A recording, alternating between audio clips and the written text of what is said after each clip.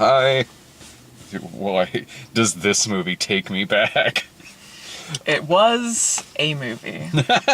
It reminded me of the first time I bought one of those creature monster truck toys that were big in the 80s. It had characters and a plot, and some things happen. Well, like, honestly, like, I was never, like, really that annoyed with this movie. No, I wasn't annoyed either. It was just sort of like, it was exactly what I expected, is what it was. It is not better or worse than this kind of movie. That is what I can say about this film. It is this kind of movie. It's a movie that I know I'm going to forget immediately.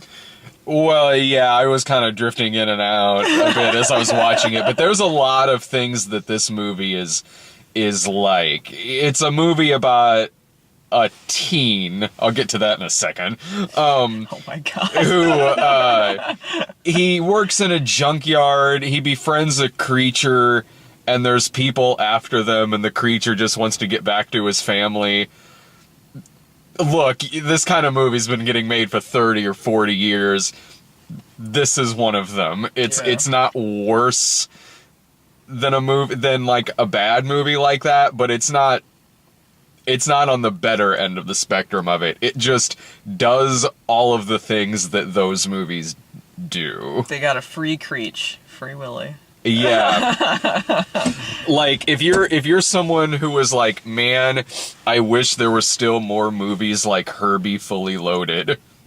You know, this movie, Thomas Lennon is in this, and he wrote Herbie Fully Loaded. Furby? Furby. Fully Loaded. Fully Loaded. Oh, holy shit, when's the Furby movie coming? Long overdue. Right after the Emoji Movie. Shit.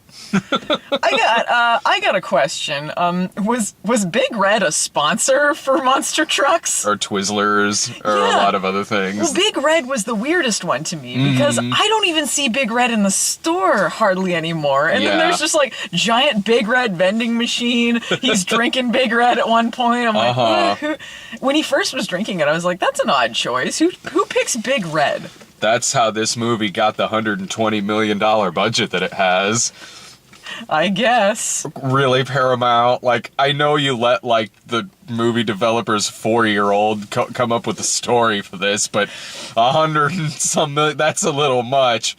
I was looking forward to this movie, even though it was exactly what I expected. I'm glad that it was made, because I appreciate the dedication to the pun. Yeah. Monster trucks. They're monsters in trucks. Ta-da! There's your movie. It gives you that. I'm sure the toys of this movie are fun. Yeah. I mean, like, if I was a kid, I would probably enjoy it. And I think, like, other kids would probably enjoy this movie. So, I mean, I didn't find anything offensively bad about it. No. Unmemorable in some aspects, but... I mean, how the movie is made, and a lot of things in it just sort of reminded me of, like, a January version of Pete's Dragon, which I saw last year, which was actually really good.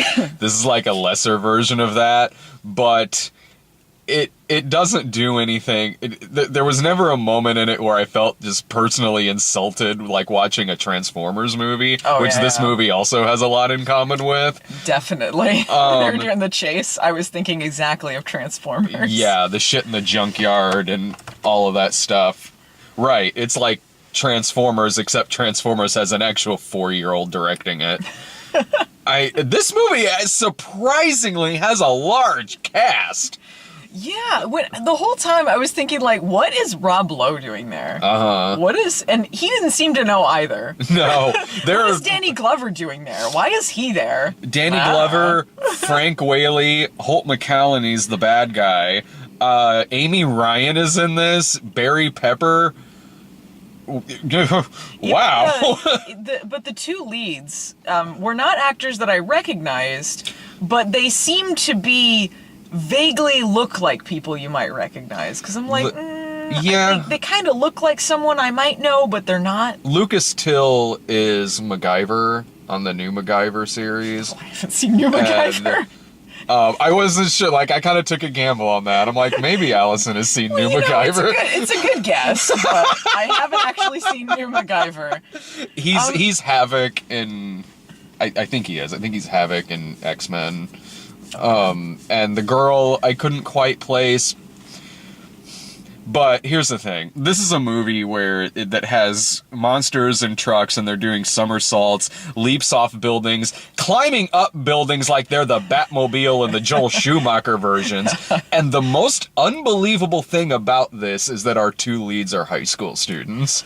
Oh my god. When they showed him on the bus, surrounded by children much younger than him, I was like, I was a little held worried. back for a while? I was thinking something much more sinister was happening in that scene. Like, well, it's a good thing his mom's going out with a cop because this dude is gonna be on some kind of watch list for hanging out on buses all the time. There's a bomb on the bus. He's got them held hostage. They can't go under so fast, otherwise the bus is gonna explode.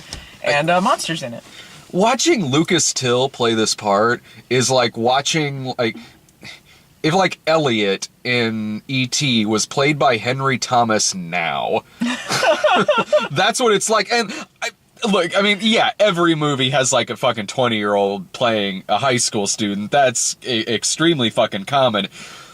Holy shit. This is beyond that. When they're walking around with the students, they look like the teachers. Yeah. They are significantly older than all the extras that are walking around them that are age appropriate.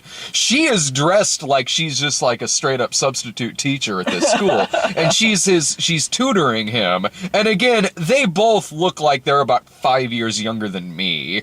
I don't need to be playing a fucking high school student in a movie. And the thing is, they didn't need to be high school students. No! None of the settings involved, like, occasionally they are in a classroom in the beginning, but you could easily set it in a college and it would be exactly the same. Yeah, make them college students. Or them being, like you just said, them being students factors into nothing. You could completely, you could just make it to where he just works in a junkyard. Yeah, honestly, you really could. Like, and I don't know, maybe she needs work on her car done or something, and that's how they get involved. It's honestly kind of contrived how they get her involved with that whole plot. Oh, I just happened to walk to the junkyard at 2 in the morning to give you these flashcards that I wrote.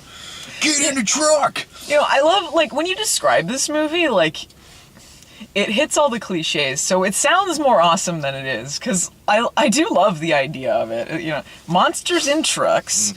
These kids gotta save these monsters from these evil oil drillers. Rob Lowe is so evil. He's gonna kill these monsters. And, you know, I don't understand. Half of these movies, it doesn't make sense anyway. When they have like this vendetta against like, oh, that whale, I hate that whale. Yeah. You know, but, best line of Free Willy, I hate that whale. But they have, you know, they have these monsters caught. And Rob Lowe's like eating a Twizzler, like, you know, we should just poison them and kill them so we can keep drilling. He's found out they're hive mind intelligent undiscovered creatures. You could make so much more money just exploiting these animals. But he's like, nah, put them in the just poison where they live and kill them. We gotta get that oil. What? Yeah, why? Like, this is the kind of movie that, like, your grandma would get you because she knows you like the movie Explorers. You know, like that kind of movie. Like, one that's not... Timmy loves trucks. I'm gonna get a movie with trucks in it. You like E.T.? Here's Mac and Me.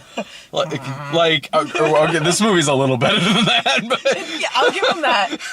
Substitute Coke for Big Red, though. Yeah. If they had a dance-off in a McDonald's, I would highly recommend this movie. The casting is so weird in this because... I genuinely laughed when Danny Glover is like, hey, I'm back in this movie again. An hour later. Yeah, and I forgot he was in it, honestly, until he showed up again. I was like, oh yeah. And then, like, he takes it very well that there's these monsters. And then when they're leaving, he's like, yeah, go get them. He has it way better off than poor Amy Ryan does in this, who is Lucas Till's mom, who's in it one scene at the beginning when he's like, I wish Dad were still here, and she's like, yeah, well, you know, just, you know, have fun at school, and then leaves and is not in the movie again until the final montage at the end of the film, where she's just standing with Barry Pepper waving at the truck going by. There are no scenes where Amy Ryan reacts to anything that goes on in the movie. For all she knows, none of it happened. For all she knows, there were no story with the creatures in the trucks, and so she's just waving at him driving by in his new truck. She might not have no idea about all this shit that happened. Can I just say, there is no consequences to anything in this movie. Even before any of the wildly ludicrous shit happens with the security team and the monsters in the trucks and the big chase and all that, when Creech is first learning how to drive the truck, he straight up just goes through a car lot with people in it, driving over it with our lead in the front seats. Yeah.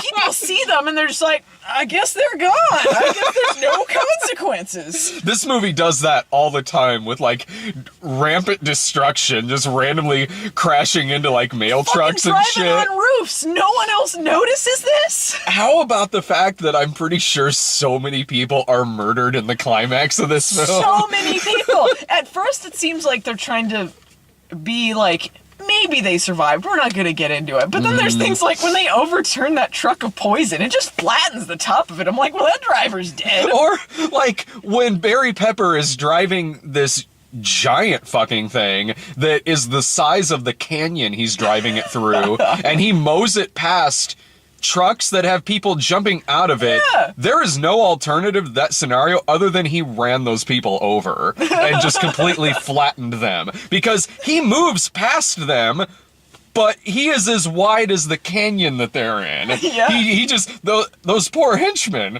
And then poor Holt McCallany, who's the bad guy, who's like, he's the bad guy from, he's pretty much the bad guy from Short Circuit.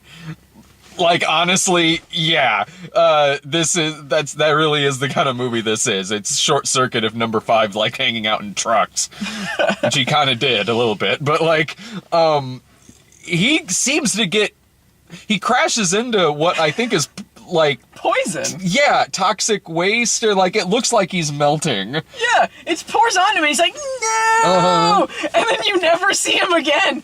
Like, well, he's dead. Laura leaned over to me like, did he just melt? It cuts back and he's like just a wet child, like the end of Jason Takes Manhattan. Well, that just makes no sense. Makes just as much sense as most of the other goddamn things in this How badly fucking thing. did that guy need his job? He's just determined to murder these kids, these animals. Nothing stands in his way. Determined to go after these creatures with nothing but a cattle prod. That was kind of funny. I genuinely laughed in the part where the monsters are doing all these flips in the air, and then they land on the ground, and Lucas Till and the girl are like, yeah! And it cuts to Thomas Lennon, who just vomits everywhere. I honestly that was like the one like genuinely big laugh the movie got out of me, other than like smirking because like that guy's dead. And other weird bits of casting too, like how the fact that the like rich kid bully that amounts to nothing. I thought that was gonna come to something and it didn't. No, it didn't. But like the casting in that looks like if you cast Fred Savage to bully Patrick Swayze. There's nothing legit about that at all. Going back to that security guy though, there's parts in it too that make no sense. Like he's just chasing the kid around the town in the truck, and rampant destruction. Yeah. And there's a chase. The sheriff's there too, which is our lead stepdad, I guess. And what was the lead character's name again? You just said Lucas Till's the actor? He's the actor. Okay. Lucas Till. Yeah. I already forgot his name. Creech's owner. Creech's owner. Anyway, he's chasing them around, and then the sheriff's involved too. And then they get stopped by a train, and the sheriff's like, "Hey, what are you doing? Chasing my stepson around and like doing all this shit around the town?" And he's just like, hey, don't forget, like, we employ you guys too, so when the next re-election comes, da-da-da-da-da. So basically, he just can act like the police and bully this kid, and no one has anything to say about this. Or when they're on the lot with his biological father, and then they're just getting ready to, like, beat up and take the kid in just front of everyone. Another piece of rampant destruction where the truck just drives through Frank Whaley's trailer. They did not do a good job of establishing that he was a deadbeat dad until he was gonna, like, give him up to just get beaten up, I guess. Yeah. Because at first I was like, when they were talking about the accident, I completely spaced, and I didn't know they were talking about the oil drilling thing from the beginning, so I thought maybe there was some, like, traumatic thing that happens where his character, like, you know, his dad was kind of off and maybe people thought he was crazy and they were gonna make amends or something. But then he was like, he was drinking, and I'm like, oh, alcohol equals bad, I guess. And then he's like, I'm gonna make some chicken wings. By the way, you're going with this guy. Security. I couldn't tell either if he was, like, a deadbeat dad at first or not, because he seems to just live, like, a block away from them.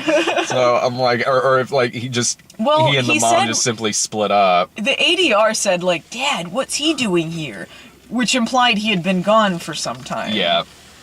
Which was really awkward lines. Like, Dad? As if he's gonna talk to the news. The worst special effect in this movie was, speaking of ADR, is when they were standing, Holt McCallany and Barry Pepper are standing in front of that train going by, which is an obvious fake train going by them. And because there's not actually a train there going by them, they're talking in a voice level to where, like, if this was actually happening, you would be like, able what? to... Yeah. I say we go, I gotta get past this train and get the monster. And the creatures in it were fine. They were, like, clearly, like, manufactured cute. Like, there are some things that don't make sense to me about them. They were supposed to be living underground this whole time? Yeah. So they wouldn't have eyes. They wouldn't need them if they were just living underground. I would think. Unless they like surfaced every once in a while. Their cave does lead to the surface, I guess. So I guess no one just ever discovered them. I don't know. I don't know. They're weird. There's things about them where I'm like, I wish they'd humanized them a little less, because like it's fine to do, like, some cutesy things, like they can learn about, like, waving, or, you know, like, humans do this equals this, that's fine. But, like, there are things, like, when they're just, like, kind of smiling and acting like people, where it's like, that's a little too far-fetched for me, monster trucks. They smile, they laugh, they look like adorable old men, like cartoon, like, old people. When he has that line, Lucas Till, where he's just like, oh, big squish face or whatever, where I'm like, that's a bad line. Like, that's just like, because we know they're gonna be squishy and kids are gonna think like, big squish face. Like, they're so manufactured cute, and luckily they don't give them any annoying lines or anything like that, so it is impossible to hate them, because then if you were to want bad things to happen to them, you're just a sociopath watching this movie. Yeah. No, I mean, there's cute things about them, like how they're bioluminescent, so they, like, glow when they're in the water, and that looks really pretty. Well, here's what that looked like. That effect looked like someone shined a black light on them, and sometime in their sleep, Lucas Till jacked it all over them. Well, now that's what I think of. Now, every time you watch this movie... Every time I watch this movie, which I surely will, not immediately forget that I saw it by tomorrow. With Phelan. I liked fucking Rob Lowe gets his comeuppance at the end, sort of, just during the montage at the end. And you think something's gonna happen, like he's gonna be like, oh, I'll sue you, you can't take me down. And he just goes like... and then leaves.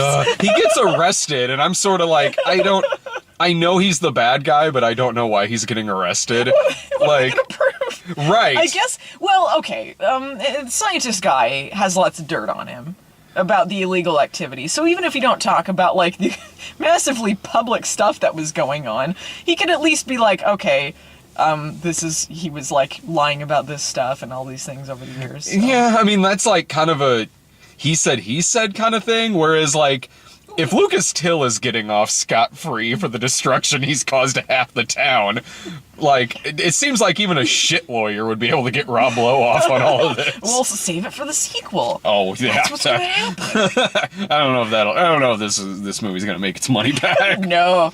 And when Rob Lowe's, like, looking through her phone, like, ha ha ha, you like cats, huh? Ooh, pictures of the monster, delete, delete, delete, ha ha ha. And they're like, oh, you think getting the pictures gonna do anything? I was expecting them to be like, because we have the cloud. Yeah. It's all saved. We put it on Twitter already. Line that the producer's 4-year-old wrote.